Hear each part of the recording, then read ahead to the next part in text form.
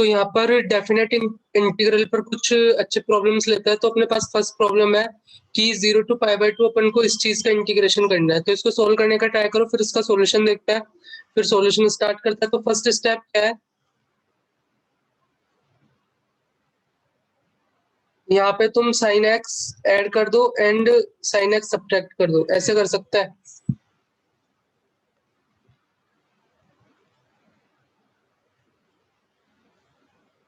फिर यहाँ पे इसको ऐसे लिख सकते हैं 0 to π/2 sin 3x minus sin x divided by sin x plus cos x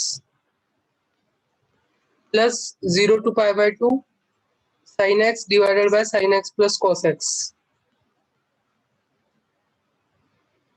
आगे देखते हैं फिर इसमें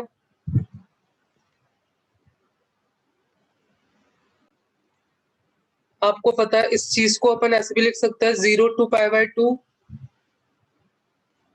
a plus b minus x वाला फॉर्मूला पढ़ा होगा आपने। तो a plus b minus x,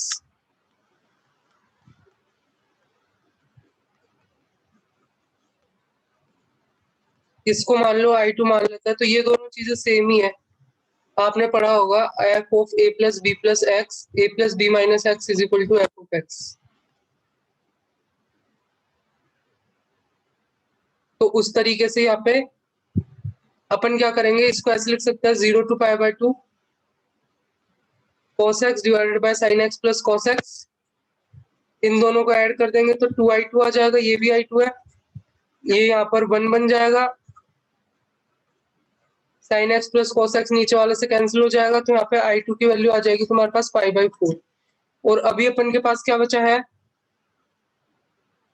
अभी अपन को ये चीज इंटीग्रेट करनी है 0 to π/2 sin of 3x minus sin x divided by sin x plus cos x। sin c minus sin d का फॉर्मूला लगाओ, 2 cos c plus d by 2 sin of c minus d by 2 sin x plus cos x। आगे इसको solve करने की कोशिश करो। तो आपको पता है जो cos 2x होता है उसको cos square x minus sin square x लिख सकता है। तो ये cos x plus sin x multiply by cos x minus sin x आ जाएगा, जो कि एक नीचे वाले से कैंसिल हो जाएगा। तो ऊपर क्या बचेगा, cos x minus sin x multiply by sin x। इसको ऐसे लिख सकते हैं 2 cos x sin x को sin 2x लिख सकते हैं, माइनस यहाँ पर क्या आने वाला है, sin स्क्वायर x आने वाला है, और sin स्क्वायर x को क्या लिख सकते हैं 1 माइनस cos 2x, और 2 में भी तो माइनस का 2 sin स्क्वायर x आएगा। तो माइनस तो बाहर है, 2 sin स्क्वायर x को 1 माइनस cos 2x लिख सकते हैं। अपन को पता है sin 2x का जो इंटीग्रेशन होगा वो माइनस का cos 2x by 2 from 0 to π/2। ये यहाँ पर जो इंटीग्रेशन होगा इसका x, इसका sin 2x divided by 2 0 to π/2। Limit put करो, cos पाई की वैल्यू कितनी होती है -1, cos 0 की वैल्यू, ये कैंसिल हो जाएगा। यहाँ पर क्या बचेगा π/2, sin पाई और sin 0 की वैल्यू होती है। तो यहाँ पे माइनस का अपने पास कितना आ रहा है, एक बार यहाँ पे चेक करना, cos का -1 आएगा तो माइनस माइनस प्लस हो जाएगा। तो एक्चुअली में ये जो क्वांटिटी होगी, जैसे ये शुरू में आएगा माइनस ऑफ -1 डिवाइडेड बाई 2, और यहाँ पर ये तो ये 1 आएगा। तो ये जो अपना आंसर आ रहा है इसका जो 1 माइनस π/2 आ रहा है, और अपने पास पहले आया था जो π/4 आया था जो दूसरा इंटीग्रल था, और I1 की वैल्यू अपने पास 1 माइनस π/2 आ गई। तो इन दोनों को ऐड कर देते हैं तो अपना टोटल इंटीग्रल आ जाएगा जो कि 1 माइनस π/4 होगा। तो इस तरीके से इसको सॉल्व कर सकते हैं। फिर नेक्स्ट प्रॉब्लम लेते हैं। तो यहाँ पर तुम्हें दे रखा है integration 0 to π/2 log of sin theta d theta की वैल्यू के दे रखी है, और तुम्हें integration 0 to π/2 theta divided by sin theta का whole square d theta in terms of K बताना है। तो यहाँ पर इसको सोल्व करने का ट्राई करो, फिर इसका सॉल्यूशन देखते हैं। तो 0 से π/2 इसको लिख सकता है theta square 1 upon sin square theta को ऐसे लिख सकता है। यहाँ पर इंटीग्रेशन में पार्ट्स लगाएंगे तो मतलब थीटा स्क्वायर को तो बाहर ले लेंगे, इस चीज का इंटीग्रेशन माइनस फर्स्ट फंक्शन का डिफरेंशिएशन, इसका इंटीग्रेशन, एक्चुअली में लिमिट तो यहाँ पे लगाएंगे सेकंड फंक्शन का इंटीग्रेशन, और लिमिट या 0 to π/2 है, इसका इंटीग्रेशन करना है और फिर लिमिट लगानी है लास्ट में। तो ये अपन इंटीग्रेशन बाय पार्ट से कर सकते हैं। अब यहाँ पर इसको सॉल्व करता है थोड़ा। तो आपको पता है integration of cosec square theta क्या होता है, माइनस का कॉट थीटा होता है। इस वाली टर्म को लेते हैं तो π/2 पे तो ये वैल्यू 0 आएगी, और फिर आएगा यहाँ पर 0 पे वैल्यू, तो 0 पे वैल्यू यहाँ पे अपना आ जाएगी limit theta tending to 0 theta square cot theta की वैल्यू कितनी होती है। तो इसको ऐसे लिख सकता है theta square cos theta by sine theta, limit theta tending to 0 sine, यहाँ पे लिमिट थीटा टेंडिंग टू 0,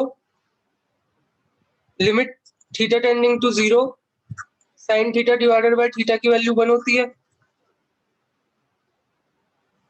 तो यहाँ पे फिर क्या बचेगा, थीटा कॉस थीटा, और थीटा टेंडिंग टू 0 पे ये वैल्यू 0 हो जाएगी, क्योंकि थीटा साइन थीटा तो 1 हो जाएगा, और फिर ये वैल्यू है जो 0 हो जाएगी। और फिर नेक्स्ट देखते हैं, तो अपन ने ये वाला पार्ट सॉल्व कर लिया, उसके बाद अपने पास क्या बचा यहाँ पर, यहाँ पे जो बचा है वो लिख देता हूँ मैं, जो अपने पास चीज बची है।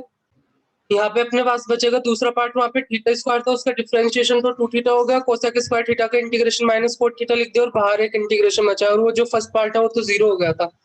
तब यहाँ पर वहां पर इंटीग्रेशन बाय पार्ट्स लगाता है, तो माइनस का 2 अपन ने बाहर ले लिया, कॉट थीटा का इंटीग्रेशन क्या होता है, लॉग ऑफ साइन थीटा, अपनी लिमिट है 0 to π/2, माइनस थीटा का डिफरेंशिएशन 1, इसका integration log of sine theta D theta from 0 to π/2।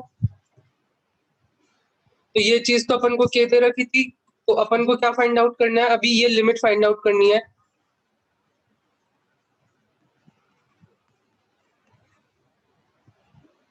तो π/2 पे तो log ऑफ sin π/2 यानी sin π/2 की वैल्यू 1 और log ऑफ 1 की वैल्यू 0 होती है, तो π/2 पे 0 हो जाएगी। अब अपने पास बचा, यहाँ पर ये देखते हैं ये कितना बचा है। बेसिकली यहाँ पर एक और चीज है, बाहर माइनस का साइन पहले से ही था, और कोसेक स्क्वायर थीटा के इंटीग्रेशन में माइनस आया था, तो ये प्लस का हो जाएगा, तो उस चीज का ध्यान रखना, ये प्लस का 2 है, बाकी तो सही है। और अपनी जो लिमिट है, limit theta tending to 0 theta multiply by log of sine theta, इस चीज को अपन देखना है, तो इसको ऐसे लिख सकते हैं log of sine theta divided bye 1 upon theta, और साइन लॉग ऑफ 0 की वैल्यू माइनस इन्फिनिटी होती है, और थीटा टेंडिंग टू 0, तो ये इनफाइनाइट बाय इनफाइनाइट फॉर्म बन रही है, तो वही एल ऑपिटल रूल लगा देंगे, तो लॉग ऑफ साइन थीटा का 1 upon sine theta and sine theta का कॉस थीटा, और ये थीटा का तो क्या कितना हो जाएगा, -1 अपॉन थीटा स्क्वायर। अब यहाँ पे उसको ऊपर ले जाता हूँ, तो ये theta square cos theta by sine theta, और थीटा साइन थीटा की वैल्यू 1 होती है, और अभी ये लिमिट अपन ने सॉल्व की थी, इसकी वैल्यू 0 आई थी, मतलब ये भी 0 हो जाएगा। तो यहाँ पे अपने पास क्या बचेगा, 2 इधर से आया माइनस के, तो माइनस का 2 के इसकी वैल्यू हो जाएगी, तो इस तरीके से सॉल्व कर सकता है। तो फिर लास्ट प्रॉब्लम देखते हैं इस वीडियो का। तो अपन को यहाँ पे प्रूफ करना है कि 0 से इन्फिनिटी ये जो इंटीग्रल है उसकी वैल्यू इसके बराबर होगी, तो इसको प्रूफ करने का ट्राई करो, फिर इसका सॉल्यूशन देखता है। तो फर्स्ट वाली चीज में इंटीग्रेशन बाय पार्ट लगाएंगे, तो यहाँ पर इंटीग्रेशन बाय पार्ट लगाता है, तो साइन स्क्वायर एक्स को तो ऐसे ही रहने देंगे, और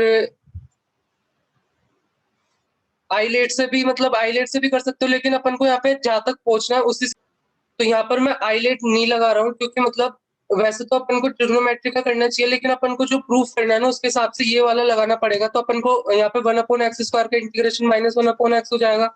अभी देखना इसको कैसे प्रूफ करता है। फर्स्ट फंक्शन का जो डिफरेंशिएशन है वो ये, इसका इंटीग्रेशन -1 अपॉन एक्स, यहाँ से अपने पास जो साइन एक्स बाय एक्स की जो टर्म आती है तुम्हें दिखेगी बाद में, तो इसलिए अपन इसकी जैसा नहीं लगा रहा है इसके हिसाब से।